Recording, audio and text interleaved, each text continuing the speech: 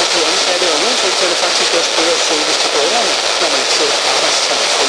Det er konklusionen i København, hvor en række kommunens arbejdspladser over et år har tilbudt medarbejderne mere fleksible arbejdstider. Og nu skal vi møde en af dem, der har ret med. Altså lige i starten, der var jo tvivl med at indgå det her. Men så da jeg hørte, hvor lidt jeg egentlig skulle arbejde ekstra for at få en månedlig på dag, tænkte jeg, det bliver simpelthen nødt til at prøve. Hos børne- og ungdomstandplejen i Københavns Kommune arbejder Karoline Boksen som unikassistent. Som plejebetagende Karoline. Siden anden halvdel af 2024 har hendes arbejdsplads været en del af et forsøg, som tester brugen af fleksible arbejdstider. Altså jeg arbejder simpelthen 20 minutter ekstra hver dag, og det udløser så en fridag hver 4 uger, der sådan ligger på fredage. Og selvom det bliver lidt længere dage på kontoret i hverdagen, så giver det også mere tid til det, der betyder noget. Jeg fungerer rigtig godt om morgenen og formiddagen, så det gør faktisk, at jeg får mere fra hånden.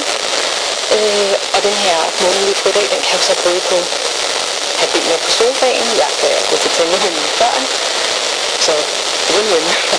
Og apropos win-win, så er den tidlige mødetid ikke kun god for personalet. Hvis vi forestiller os, at der er et barn, der bliver syg i løbet af natten, har en tandlægetid tidligt, at forældrene kan få lov at ringe afbud tidligt.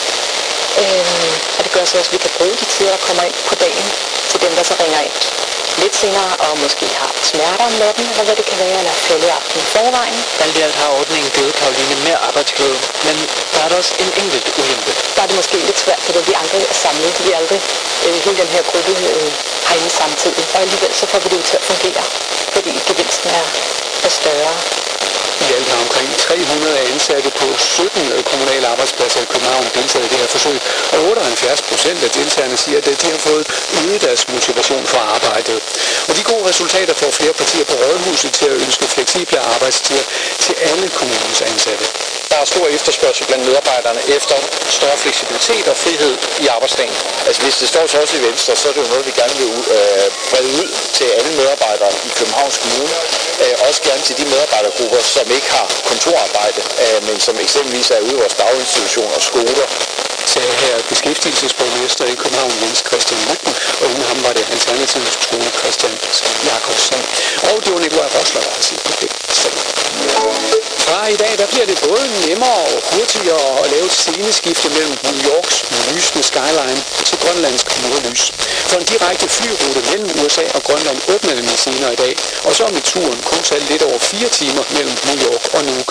Og sådan en rute bliver mest mødt med medvind hos dem, vi har mødt i Nuuk. Det er egentlig meget fedt, at vi sådan kan komme til andre steder, i stedet for at vi skal passe Danmark først, og så komme videre. Det er sådan et stort skridt frem.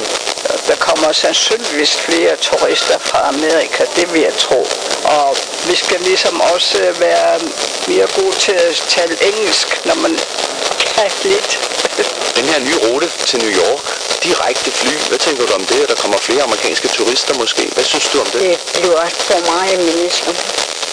Sagde her til sidst Jakobine Rødbjerg, og inden hende, der var det Karen Narmansen og Oliver Runge Lydønge. Og den grønlandske erhvervsminister Naja Natalielsen mener, det giver fordele både den ene og den anden vej.